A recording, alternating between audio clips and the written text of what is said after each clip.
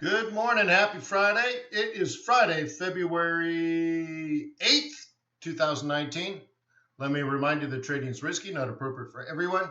Your past performance, good or bad, is not necessarily indicative of future results, but please stay small, stay humble, focus on the long term, and never risk money you cannot afford to lose. Let's go.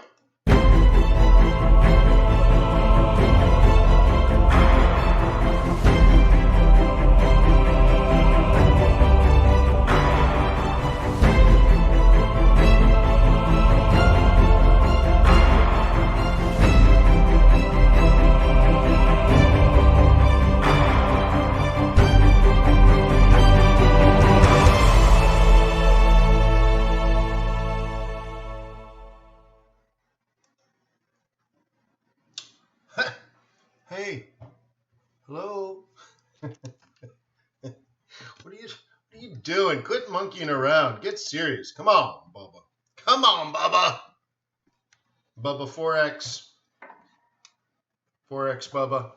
Anyways, hey, there you go. Guten Morgen. I guess I should have the logo just above. There we go. Guten Morgen. Welcome to the Forex.Today YouTube channel. Thumbs up, please. Subscribe, please. By the way, my name is Wayne McDonald. I am the Chief FX Market Strategist for TradersWay.com. We're the sponsor of today's event here at the Forex.Today YouTube channel.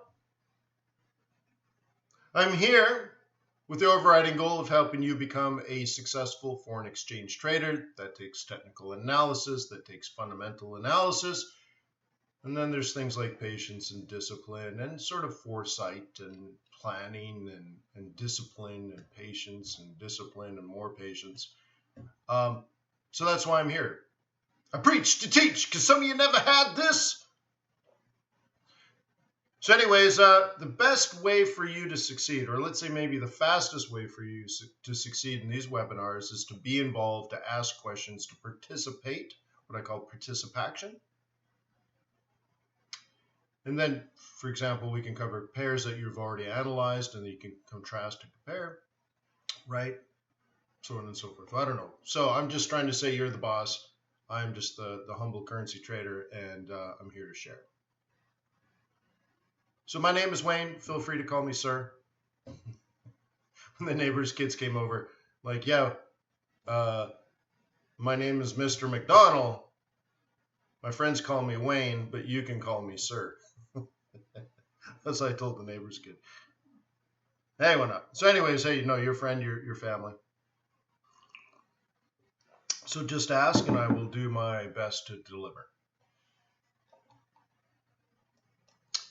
If you look in the video description below, there is a link to my chart templates, my chart profiles, my chart indicators, the pivot points, the moving averages, the oscillators, so on and so forth. Even my OCO-EA for scalping and for swing trading. So how does it all work, Basil?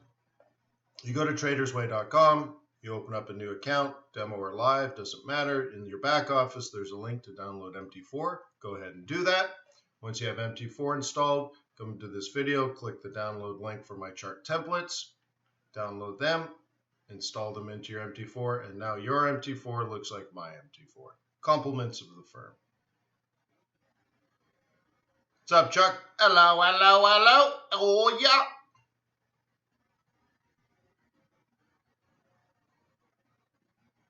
Go. Just reading the comments over there. Cool. Good to see you.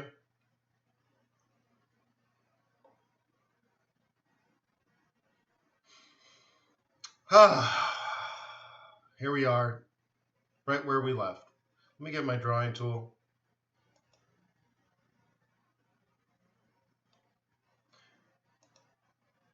Okay. One of the things we talked about is how bulls and bears were likely to bring it up into this area. Okay. And that if you are a bear, feel free to set this up for a short. And that a bull couldn't be a bull really until there's at least a bounce there, and then ideally a higher high, which then just sets up the next retracement.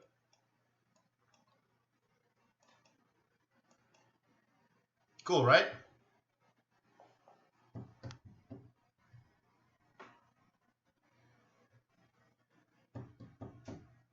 What are your thoughts on that? South Africa, emerging market, commodity play.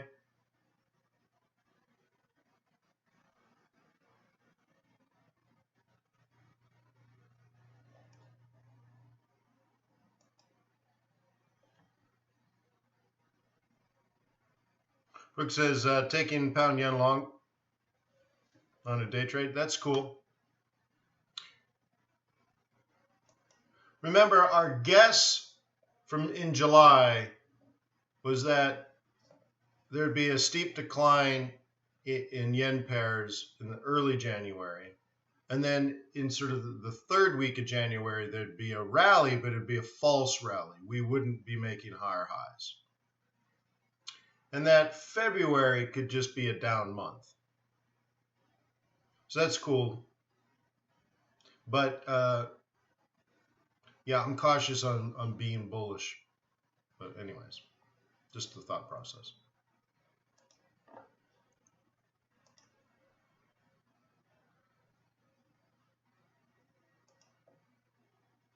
Anything else looking interesting here? I stayed away from euro dollar. Yep, which is fine. Notice where we started this a week ago, though. That means we should be going down to here. Okay. But I'm a trend trader. I try to be a trend trader. So I like this. I like this. I don't necessarily like this. So I've been staying away.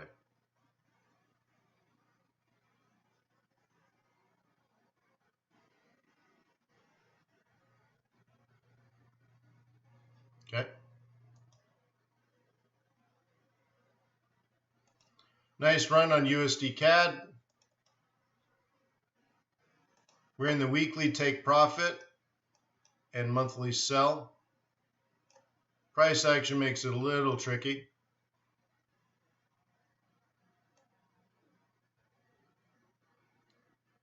And if we hit up there, that'll be very interesting because that will be toppish. And then I think you'd have to create something down here.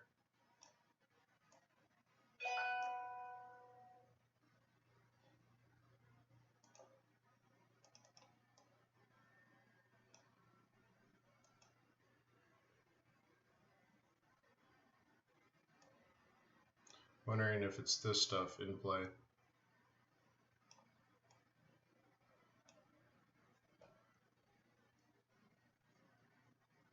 It's kind of both, isn't it? Sort of one here, and one sort of here. So yeah, we'll just see how it plays out. I'll drag this one across.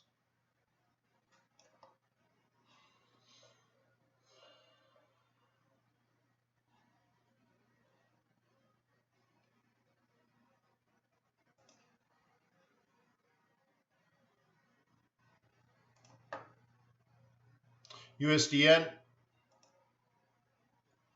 doesn't tell me much.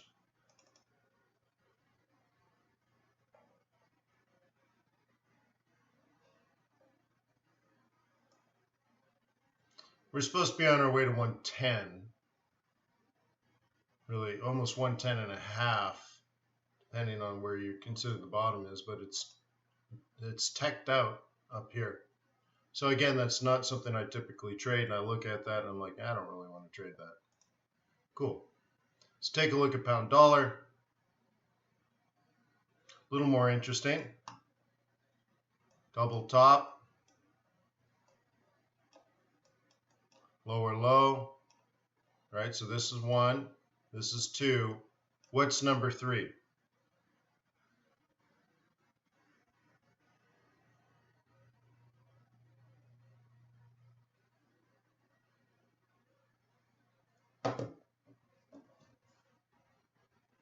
We covered it yesterday.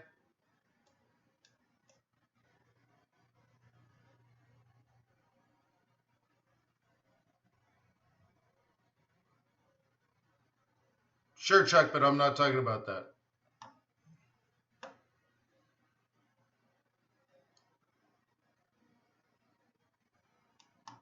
Lower high at a roll reversal. Yes, exactly. Okay, so there's your 3. Cool. Now we go to Chuck Duck, and he says, oh, look, a monthly M3. Okay, that's great. That means if it stays bearish, we're on our way down to here.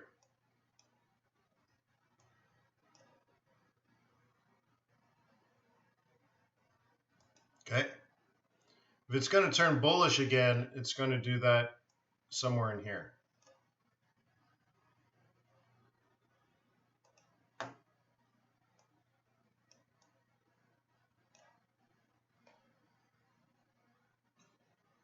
Okay.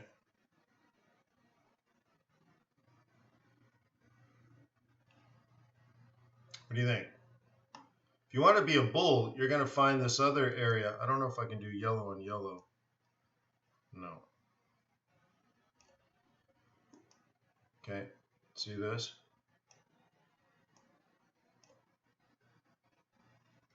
That might act as support. Probably not, but we'll see. This also looks like an inverse head and shoulders, doesn't it? So let's go to a 15-minute chart. Okay. So really, in the 1, 2, 3s, yet today and yesterday I used the double top or a double bottom as an example, right? But really, what it is to start things is obvious support. Now, double tops and double bottoms are obvious support, but there are other forms of obvious support. Like this could be, for example, obvious support area, right? So some people might treat this as, okay, higher high, right? So this is your support area.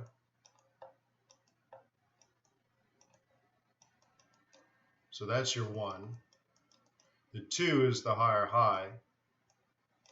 And the 3 is the lower high roll reversal. Okay. And notice this. This is next week's M2. Therefore, it's next week's M4. Okay. So if you're a bull on pound or a bear on US dollar, you're going to keep that on your mind. Okay.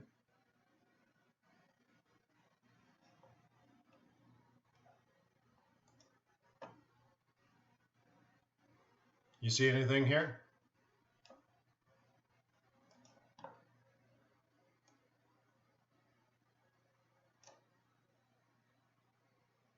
That's the sell zone for the week. This is the target for the week.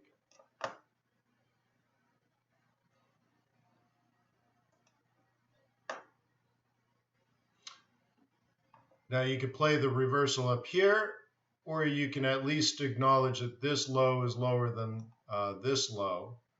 So it should do a high lower than that high.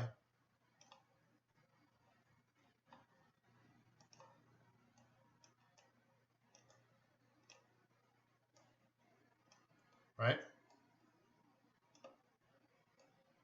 Now you might say, well, Wayne, how would you know, Wayne, that this wasn't bullish?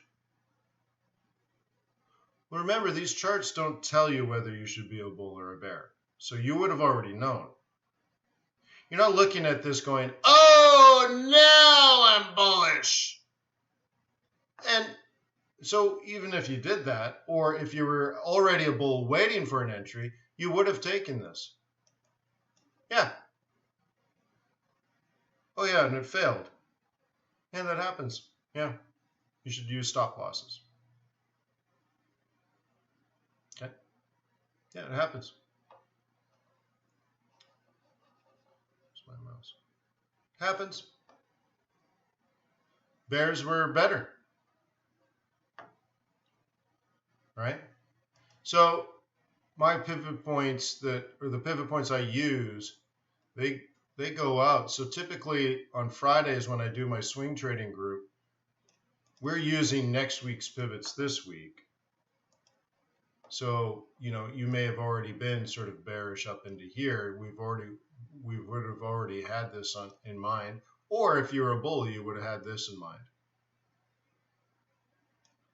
Right? Oh man, where does my mouse go? There we go. So this was a buy zone. This is a sell zone. You just had to carry out your bias. Okay. So we have a question here. Is it reversing back into an uptrend? Oh, well, that's a whole different question. Let's take a look. Where is it that we're going?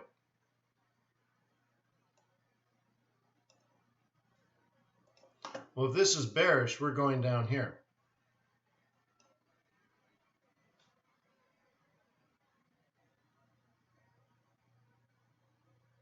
Okay. But if it were to turn bullish, you'd have plan A in here. Plan B is lower, but see how plan B is sort of like no man's land down to weekly S1. I typically don't care about things like weekly S1. Who cares? And then I look at next week's setup, and it'd be there. So to answer Anam's question, only if you get something like that. And that's possible, but not likely. The reason I say it's possible, but not likely, is under current market conditions that we're below the 21. So we're probably going to do that, which just kills all of this. And we're probably on our way here. Okay. But bear in mind, we talked about this in July. So I might be tainted by my own bias. But on the long run, that's good. Oh, why are you talking about gold when I have Aussie dollar? Oh, you guys are chatting about something else? All right.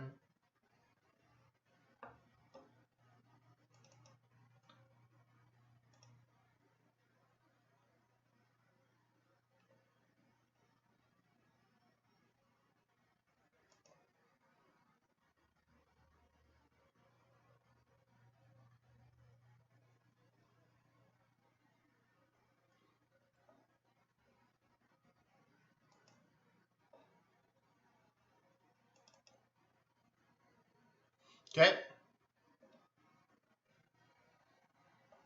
So we had this, even though it had been bearish for several days, I highlighted the fact that we were still above the roll reversal, still above the 21. I think it was back here a day or two ago. And I said there's a good possibility we'll be up here next week, and that this moving average is going to be actually touching that wick, but not yesterday or the day before, not even today. But if this makes our highs next week, the moving average will look like this. And you'll say, why didn't I buy this? Well, because when it bottomed out 2 candles ago, it was way back here. 2 days from now, it will be touching that wick. Okay. How do you feel about using longer term charts to set your bias? Makes it easy, doesn't it? You're like, oh yeah, it's been down for 4 days in a row, but this is a buy zone. Cool.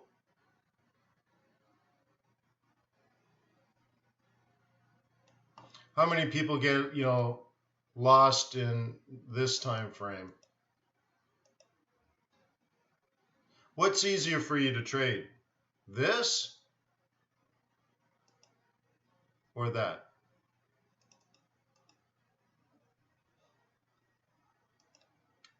Let's put it together, right? This was an up, this was a down, this was an up, this was a down.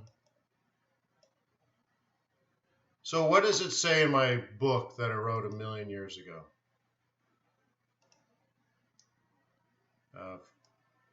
5A cross up, that's a buy, and you'd still be long. So you bought gold back in October, and you're still long. And you're not even thinking about getting out yet. Because remember, you're not going to get out until there's a reversal pattern, right? So what could be a reversal pattern on this one? Lower low, lower high, like that. Well, it seems like that'll take at least a month, maybe two.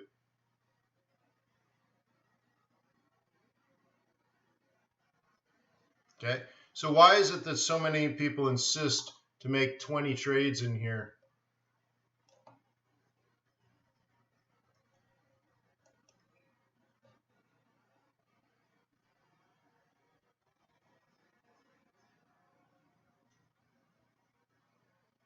Right? And they're missing the better trades. Just a thought.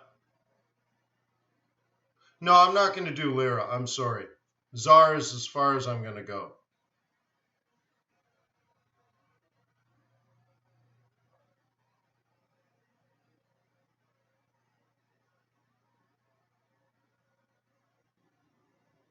Pivot points. Hudo says, how do I know the weekly, monthly targets? Pivot points. That's what pivot points do. They're leading indicators. It says, oh, if you're a bull, that's where we're going. If we're a bear, we're going down there. That's easy.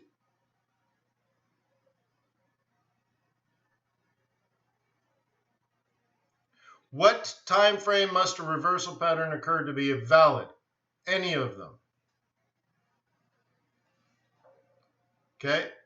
Because you're basing your tactical plans on whatever time frame you're trading.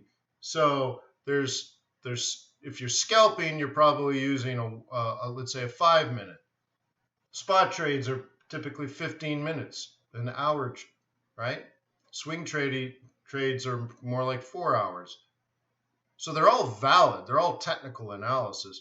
But what you have to do, and we talked about this yesterday in regards to fractal geometry, is that you have to get good at multiple time frames. So you can say, well, I'm short-term short, but long-term long.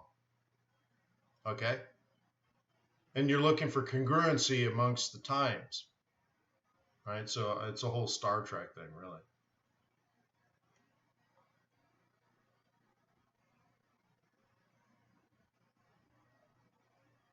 Okay? So it's not that Brooks says higher time frames are better for analysis, but what if you're trading?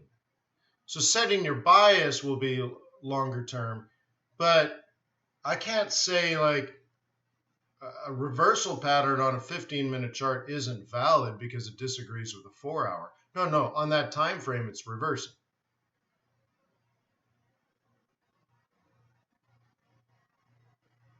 Okay. Remember, there's nothing invalid. Everything on these charts is because an algorithm is doing what it asked you to do. So if you said, hey, print these little funny colors and pop out these other things, it'll do it. It's completely valid 100% of the time.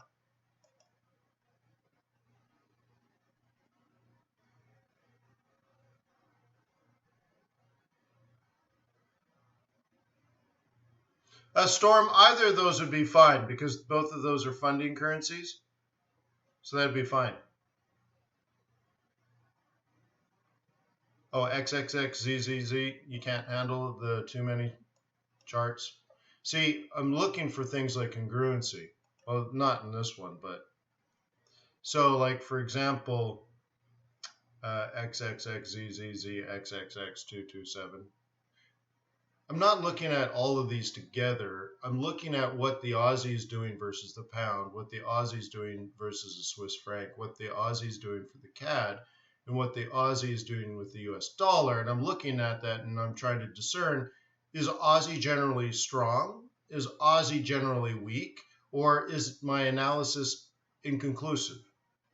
Meaning it's neither strong nor weak. In that case, I certainly don't want to trade it.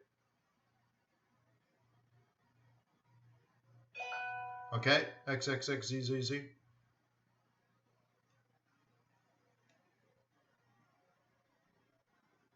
So instead of making a statement like, oh, too many charts, you should ask a question.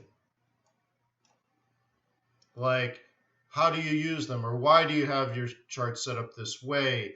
And, so for example, if I'm interested, like I'm not interested in that, but let's say I'm interested in USD CAD and I do some basic analysis there, I have a choice. I can scan all the CAD.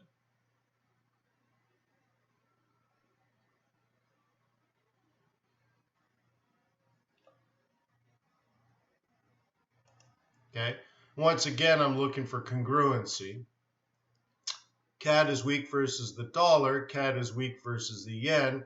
CAD is neutral to Aussie, but actually a little bit bullish to it. And this is a repeat. So check this out. CAD is weaker than dollar. CAD is weaker than yen. Aussie's weaker than CAD. So therefore, if you could sell Aussie CAD, you definitely can sell Aussie dollar and Aussie yen.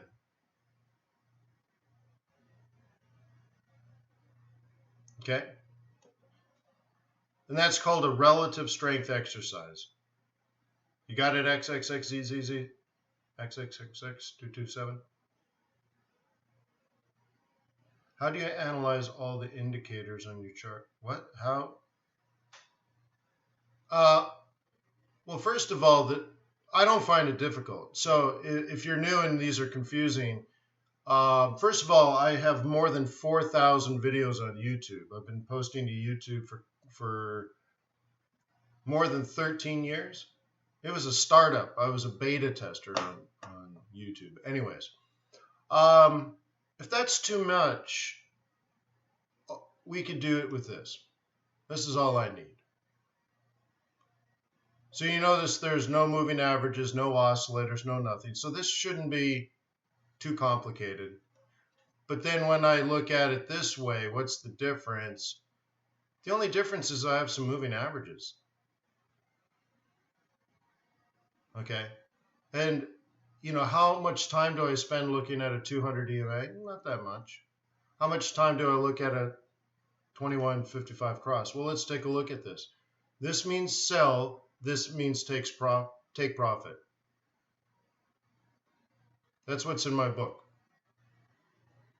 right? Sell, take profit, right? And that could be a buy, and we would still be long.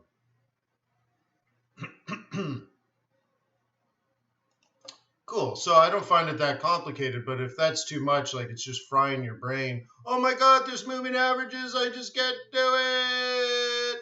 Okay. Well, we can get rid of the moving averages. I don't really care. And we'll just do that. And what I trade with, and I don't care if I have 3 oscillators on this chart and 19 moving averages, I'm still going to trade the same way. I'm going to look for things like support and resistance. So I'll mark that. That would be a sell zone. Okay, this would be a buy zone. And there's some noise in the middle here. I have to make a judgment call. Do I want to mark this? Maybe. I could see that. And that's it for now. So,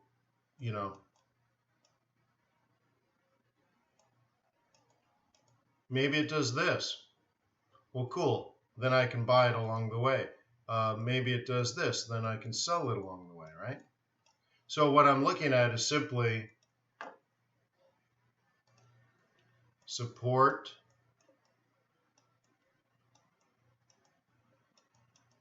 and resistance.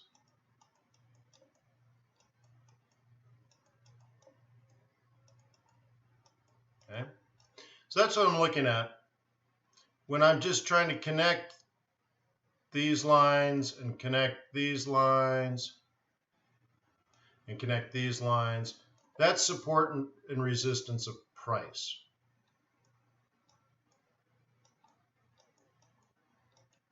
Okay? I'm just looking at old prices. They used to be important in the past. Maybe they'll be important again in the future. Then the second thing I'm looking at are the pivot points. Okay. So these pivot points are wide because it saw in the previous period the USD CAD dropped a lot, so the pivots were wide. Oops. Then we had an inside week, so they narrowed up the following week. So all this is doing is like based on what happened in the last period, and these are weekly, right? Based on the previous week, we're going to do some support and resistance analysis. Not of price, but of market. What did the market do last period? And it does this with the high, low, and close. So it's a weighted analysis. It's a weighted analysis. So it matters where the market closes. So consider it like sentiment. Okay. So we're looking at that, and based on the previous market, it said this is a sell zone if you're a bear, this is our target. This is a buy zone if you're a bull, this is our target. Okay. This is an out of position trade, but this was the target. Okay. This one, we never hit any targets. We moved sideways for the whole week. Therefore, this new week tightened up. This is that's the bullish area. That's the target. So imagine on the first day, you knew that this is where bulls were going. On the first day, you knew where bears were going. On the first day, you knew where bulls were going. On the first day, you knew where they were going, but it doesn't mean we're going there. But you had the idea of where the support and resistance would be based on what happened the previous week.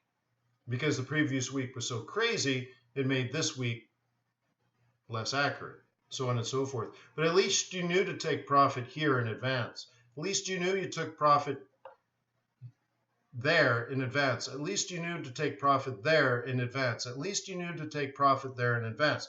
Somebody also asked earlier today, like, how do you know your targets? I'm like, that's easy. You just use pivot points. That's what pivot points do.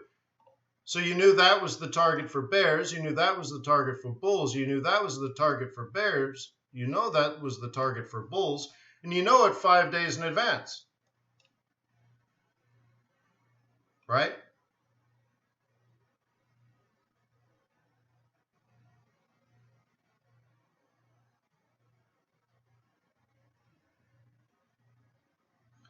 So Manoj says, how do we find accurate support and resistance? Well, A, you learn how to do it.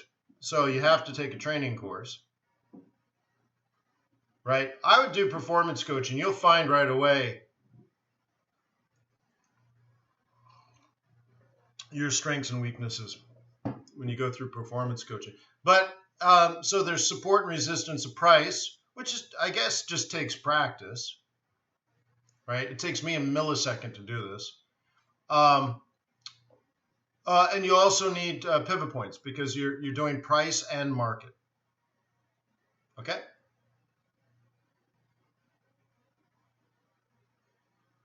Anchor says, do you really need indicators to trade being a professional other than pivots? No, this is all I need. Now, the other stuff benefits, I mean, it's useful, but if it's confusing to you, I don't mind taking it off, but I don't find it confusing. I use certain things in certain times to give me information, okay? So, like, for example, let's go to the main template that I've been using forever, okay? Now, a lot of you guys, you'll take some guru's course, and he'll say, oh, you should use MACD, okay? And you'll say things like, oh, MACD told me so. And I'm like, I don't know what that means, MACD told you so, okay? Yes. Do I use COT? Yeah, I've done millions of videos on Commitment of Traders Report. They're all on YouTube. You might want to do like Wayne McDonald COT or Wayne McDonald Commitment of Traders. I'm sure you'll find I don't know, 4 or 5 that'll come up maybe. All right, here's the thing. Very often in a situation like that, when someone says, oh, well, MACD told me so. Why did you make that stupid trade? Oh, well, my MACD told me. Okay. Then I'll say, well, what MACD settings do you have? And they're like, I don't know. Whatever the default settings were. I have no idea what the settings are. Now that's a problem, isn't it? You're taking orders from an indicator, just an algorithm, which isn't making decisions for you. It's just plotting colors on a chart. And then you don't even know what the settings are. Like, they're meaningless to you. They're just arbitrary settings that came out of a black box. So that's not going to be very good. So look at what I do. On my MACD, the settings are 21, 55, 8. For your MACD. Now, why did I change the MACD? Why did I slow the MACD down? Right? Because it's a gimmick? No, I've been using 21.55.8 before I even did FX Boot Camp 15 years ago. Why do I use 21.55.8? Well, using moving averages, I use moving average to separate price action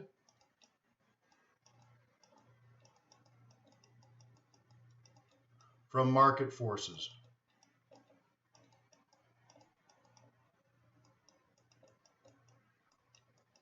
You see anything interesting about this? Isn't that how I used support and resistance? Didn't I have support and resistance for price and support and resistance for market? Now I'm using moving averages to analyze price and market separately. They are Fibonacci, but that's not why they work. Okay? So bear with me here. Make sure you're following along. The 21.55 EMAs represent market. And I look at this on whatever time frame and I say, generally speaking, from this time forward, the market is bearish. And then it crossed here. From this time being, generally speaking, the market's bullish. So we had a bearish market and a bullish market. And I define them by the angle and separation between the 21 and 55. So then I say, I would like an indicator that tells me the angle and separation between the 21 and 55, because it tells me, should I be bearish and aggressive or bearish and conservative? Bullish and aggressive or bullish and conservative? So Gerald Appel, the inventor of the moving average convergence divergence indicator, was helpful. Because I'm like, I will use this moving average convergence divergence. Because I was asking, I want to know the angle and separation between the 21 and 55 EMAs on this time frame. Are these two moving averages, right? Moving average. Are these two moving average converging, or are they diverging? I'm not writing that, but I'm trying to move on, right? So anyways, you see, like, Gerald Appel is not a genius. He was asking a very similar question. If you're watching two moving averages, are they converging or are they diverging?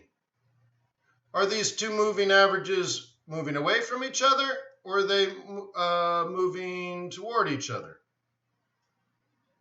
Away, towards. I can't even draw it, right? And then, of course, the last setting is over what period of time? Over 8 candles, right? So I say, Mr. Gerald Appel, can I use your moving average convergence and divergence indicator to show me the angle and separation between the 21 and 55 moving averages over the last 8 periods? And I asked that question by changing the setting from like, what is it, 8, 12, 26 or something so stupid. So anyway, so I go, well, I want to know the 21.55 over 8 periods. So now I've altered my MACD to tell me specifically what I care about. It's not telling me how to trade. It's simply telling me, are the moving averages converging or are they diverging? Okay. And if you know how to trade them, it's pretty easy.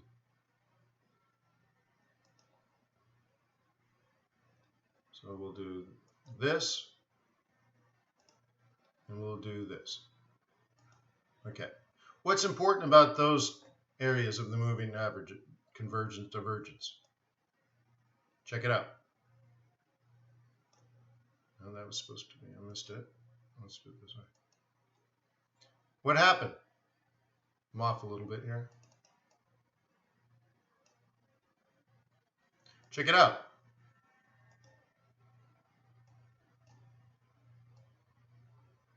See the 21.55 cross? That's indicated on your MACD by crossing above or below the histogram. Okay. Now, what about this area here? Does it mean bullish? No, it means you're below. You're below the water line. Okay. The 21 is below the 55, but the 21 is moving back toward the 55. And then it crosses back down. That says the 21 is moving away from the 55. 21's moving toward the 55. 21's moving away from the 55. 21 is moving toward the 55, and the 21 right here is crossed above the 55. And just recently, the 21 is just starting to creep back down toward the 55. And sometimes you're looking at it this way. You're like, really? Okay. What should I do here? Well, this is saying it's come back to the 21. What if it crossed north again right here?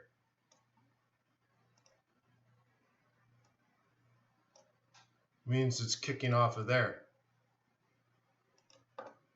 So I want to know, should I buy this? Should I buy that?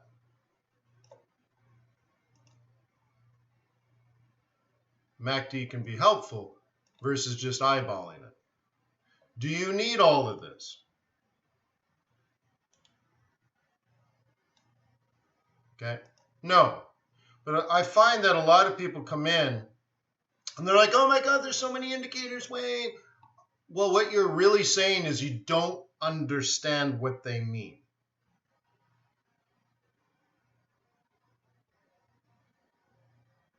Okay. And so I would break them down. Well, actually, I do break them down when I'm looking at a standard setting. I'll look at it, I'll go boom, and I'll look at something for, let's say, 1/16 of a second. And I'm just gathering information. None of it individually matters that much, but overall, sometimes this information can be helpful to my analysis. But do I actually need it? No. No.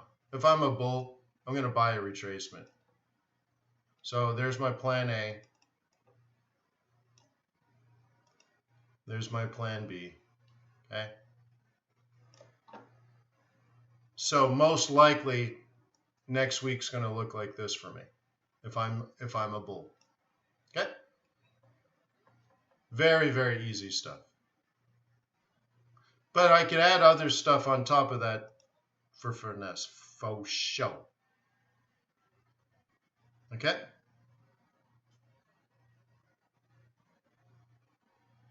So sometimes you guys, when you're talking about you're talking about divergence in the sense that price is making a higher high, but the oscillator is making down. Okay, that's a different thing.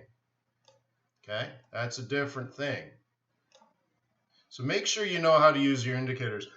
My guess is probably 80% of people that use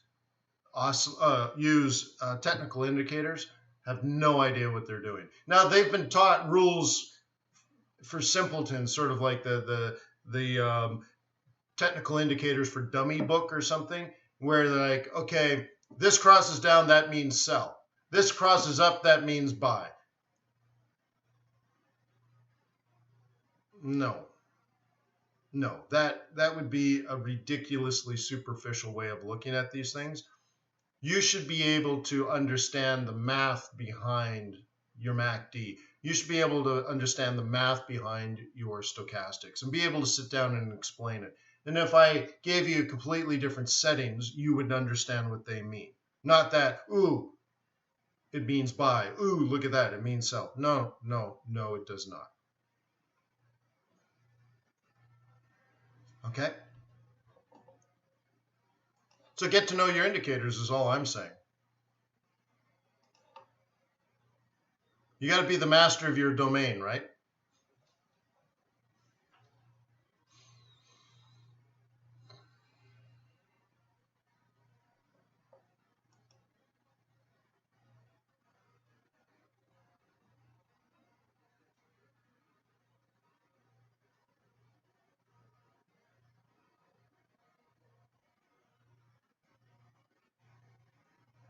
And someone asked about this Fibonacci sequence. Well, that's because my moving averages are based on a Fibonacci sequence. So therefore, if I want to measure the angle and separation between the 2155 EMA, I need to adjust my MACD. So some people, like for example, almost everybody I meet for the first time, if I'm looking at the charts, they have a MACD. They might use a certain combination of moving averages, but then they'll use their MACD straight out of the box, which is, again, what is it, 12, 26, 9 or something really, really dumb. I'm like, well, what does the 1226 mean to you? And they're like, 1226? I don't use those moving averages. And I'm like, well, why do you use this MACD that's set this way? And they're like, I don't know, that's what MACD is.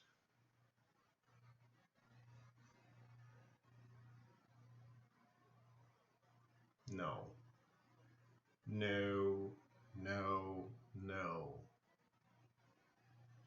Okay, you're putting diesel fuel into your Ferrari. Come on.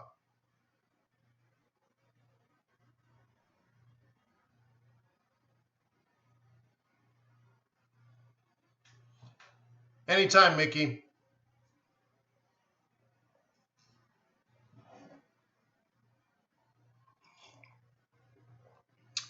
Hey, Mickey, someone pitched a building in Detroit, and apparently it's in a good neighborhood. I can't remember the neighborhood now. But it needs $10 million in renovation. It's part residential, part commercial, really nice. But they're going to sell it for like $20 million below market value. But you got to buy it, and then you got to put $10 million into it. But then you're still 20 million below because apparently banks are not lending for it. It's Detroit. I thought, oh man, Mickey should buy that. No, I'm not doing Turkish lira, sorry.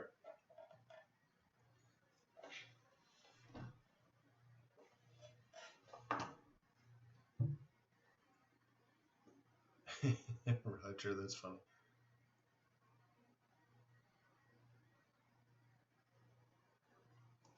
So we got news coming out here.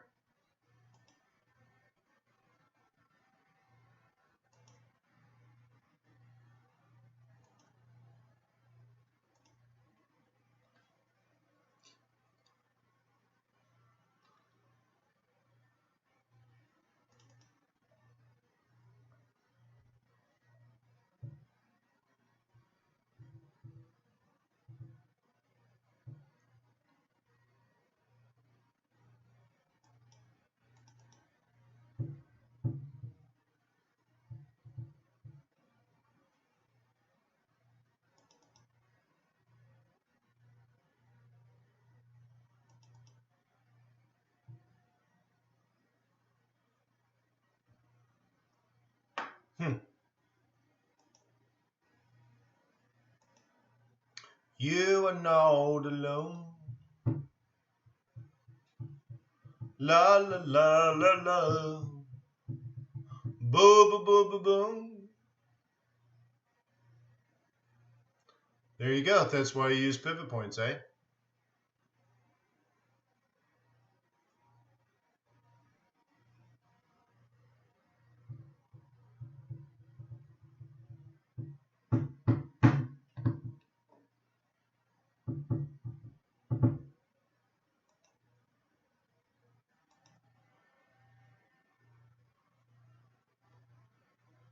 This is just a nice little role reversal. How gorgeous is that, huh? Take profit zone. It's really working out for Yen Yen.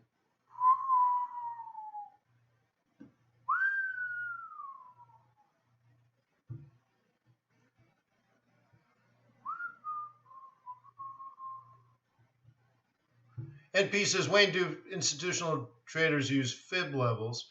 Well, yeah, but it depends on what you mean. Like fib levels, like Fibonacci retracements and extensions. Yeah. But sometimes people bring stuff from other gurus, and the gurus are talking, oh, these are these magic fib levels that the bank traders manipulate the market with. I'm like, well, that's not the proper way. But like, to me, it's almost like a weird question. Like, do they use fib levels? I'm like, yeah, but like, yeah. I mean, it's technical analysis, and whether it's I don't care about Fibonacci though. You could change it. Say, I like to trade 25, 50, and 75% retracements.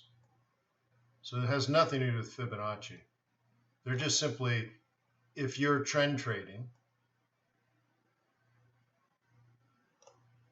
you buy, in this case, you sell rallies. That's all it means. If it's an uptrend, you buy dips, right?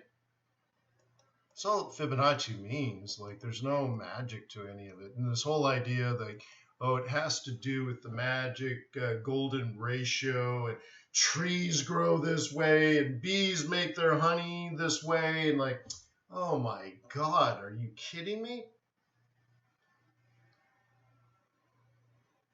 Then you ask yourself, what do people do if they decide that the weather's cold and they need to buy a sweater, and they walk into a store and there are sweaters that are on sale? Are they more likely to buy it now? They already wanted it, right? But now it's 30% off. Now, are they going to buy it or are they not going to buy it? Well, they're definitely going to buy it. Well, that's all it is. You got a 30% retracement. You were a buyer and you walked into the store and they're on sale and you're like, oh, lucky me. But ciao. Okay. Oh, Trevor, you need to go through fundamental analysis. It's simple macroeconomics and central banking theory. Yeah, I mean, you need to know your fundamentals, and of course, long-term technical analysis. Okay, to me, that's the easiest part of trading. You do some analysis. It's pretty straightforward.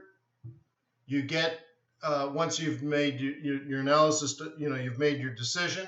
I am bearish on the Aussie dollar, and that probably will be the case for 2 or 3 years.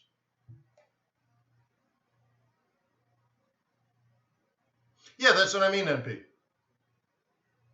But sometimes I think gurus are pitching fib levels like they're pivot levels, and that may not be quite right.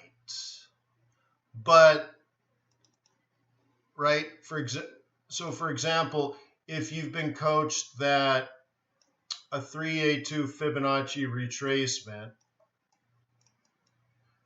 projects a 1618 Fibonacci extension,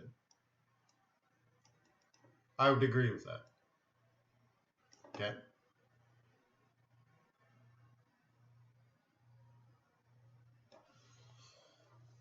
But NP, if it's more than that, then I would have to recommend you go through some or all of the training courses at FX Bootcamp, because it goes into that extremely in great length.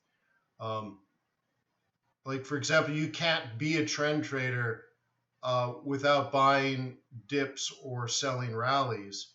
Do you need Fibonacci to do that? No, you need eyeballs. Does it have to be a 382 or 618? No. But you still need to buy dips in an uptrend, and you still need to sell rallies in a downtrend. And a Fibonacci extension tool is helpful for that, but then again, completely unnecessary, right? So the other way of doing it, it's the same thing, but just done with different techniques, is you can just, every lower low, you take, right, you drag that across, and that's your new sell zone. New lower low, drag this across, that's your new sell zone. Well, let's see if I can get this in better. How do I, no, where's it? This one. And this one. Move this across, okay? The other way of doing it is pretty much the same thing. Lower low, lower high, okay? Where's your sell zone? Somewhere between the 382 and 618. So it ends up being the same. Move this across. New lower low. Okay. In this case, somewhere between the 382 and 618. So look, it's the same.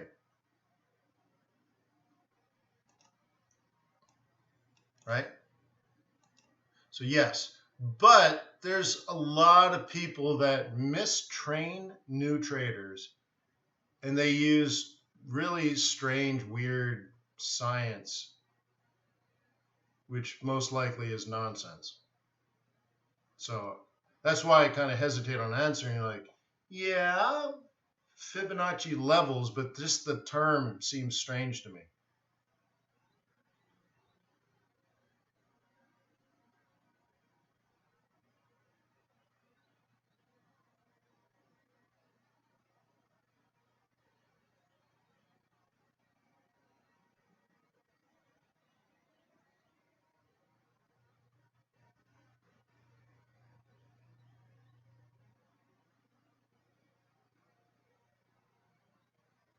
Well, Alex, though, they are made based on ratios, right? 0, 1, 1, 2, 3, 5, 8, 13, 21, 34, 55, 89, 144, 2, 33, 30, 44 all have the same ratio amongst each other. And it's taking those ratios to use for the retracements and stuff, but it's all nonsense. It's all nonsense. It ends up being Elliott wave. It ends up being price action. It ends up being Fibonacci. It ends up, we have so many different ways to describe the same thing. Cliff, right? It's Cliff Vitale, right? Cliff says, Wayne, I had my chart played out to add shorts, but did not want to pull the trigger. I worried if CAD numbers technically work versus fundamental. Well, if you do your analysis and you're in way before the news, you wouldn't be surprised by a CAD job report, because you could just look at the last 25 and get a good idea what it's going to be, right?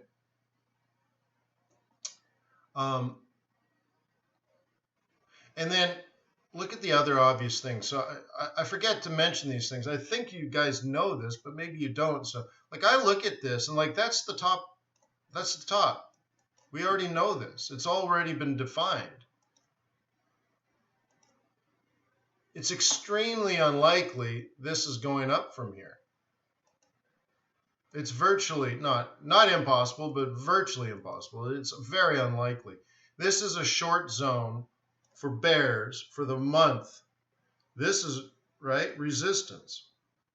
This is a take profit zone for bulls for this week.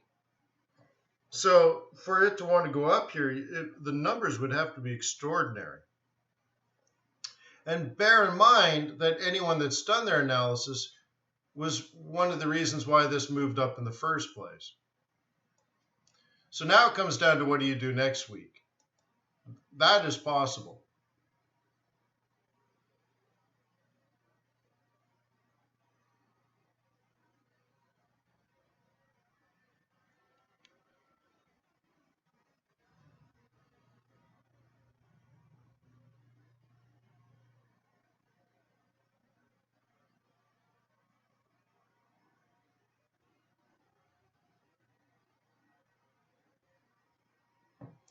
Yeah, okay, yeah. So NP's gone on. So he's saying gurus that he's seen will do it on a 4 hour. And to me, that's, I mean, look, it can't be wrong. I mean, people can do what they want to do. But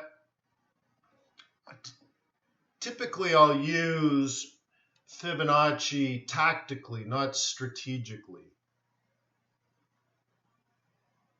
Okay, so I think what you're saying is on this CAD, they're going to do this. Okay, and this is going to be their buy zone. Okay.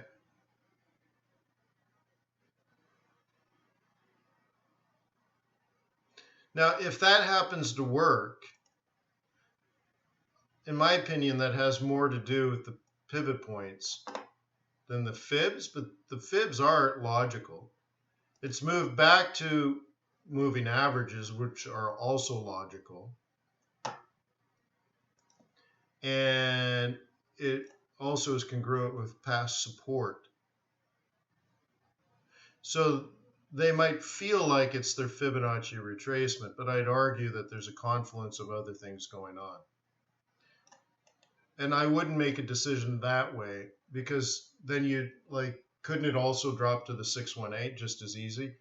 And especially when there's no higher high, right? So I'd no, but if we were on a 15-minute chart and we entered one trade, I'm going to want to continue to keep adding. Let's say it's a 5-minute chart or 15-minute chart. I'm trying to build the trend, so to speak. And Fibonacci, I think, is going to be more important there.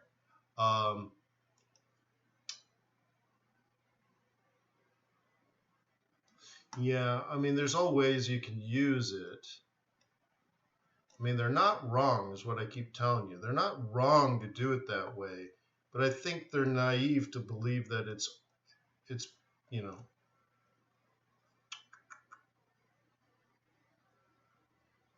makes me wonder what they do during that period. So we know this means the market's going up, and then here's the buy zone, and then here's the buy zone, and here's the take profit area.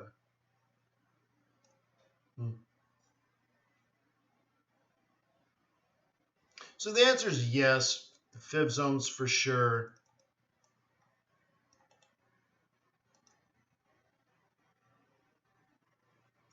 But I think you can use other tools to do the same thing, maybe more clearly. And then Fibonacci I prefer on smaller time frames because I use price action. But that being said, even though I do use Fibonacci, especially in price action type stuff, I just eyeball it. Do I really care if it's a 382, 50% or 618 when I buy a dip? Not really. Maybe I'm just too old to care anymore. I just buy dips. It's going up, son. Buy a dip.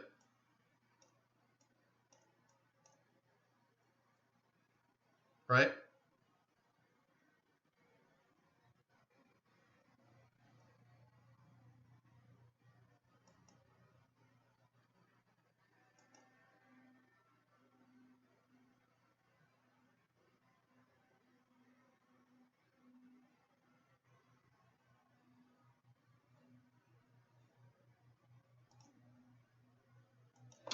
There's not even great examples. Actually, this is pretty good. Down, down, down, down, up, up, sell, down, down, down. But I also have pivot points in here. I have psych levels in here. The last thing on my mind is like, oh, well, now I have to do it because it's 618. No. But hey, if it works, right? Yeah, and that's the thing. Well, what it could be is that you're anticipating things a bit late, Cliff.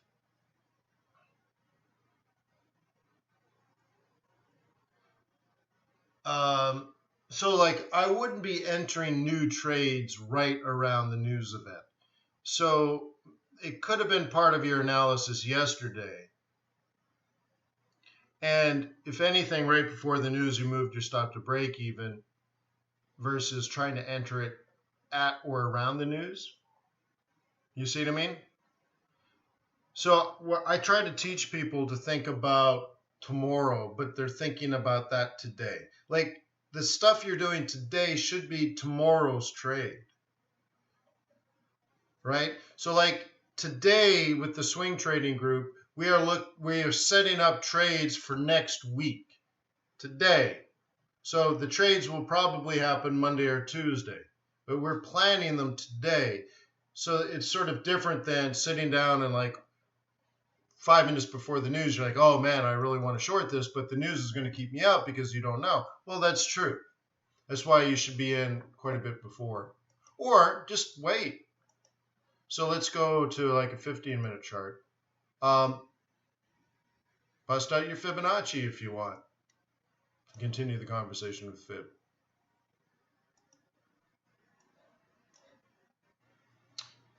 And sell the next high.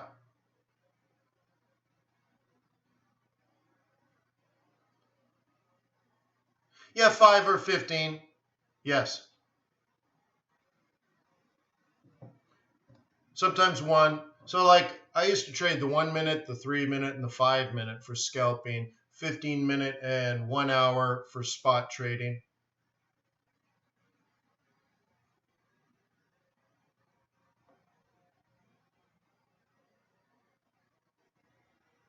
Okay.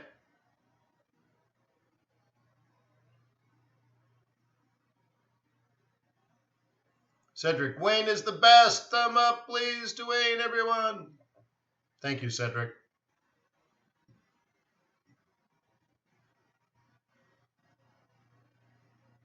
So if anyone joins the swing trading group now, we're going to meet at noon in 3 hours. We're going to set up trades next week that should yield somewhere between 100 and 300 pips.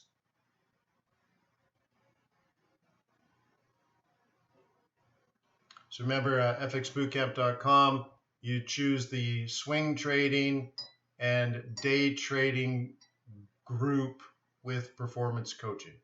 And so you get day trading, you get swing trading, and you get performance coaching. So consider that.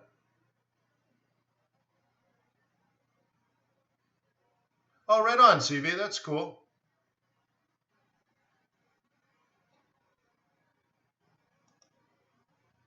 How's the real estate out there? Is it crazy expensive? I'm waiting for the next decline. Wouldn't it be cool? Wouldn't it be a great thing to like retire and buy a vineyard?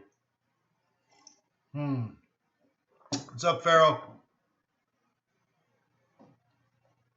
Yeah, Cliff, I was out there not long ago. I just didn't have much time, so we were in and out really quick.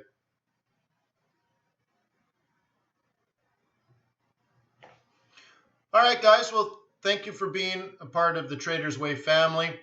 If you haven't yet opened an account, please visit tradersway.com. Open an account, download MT4. Then in the description below this video, you will see it says download my chart templates for free. I'm going to change that soon whenever I find time. I'm going to start charging money.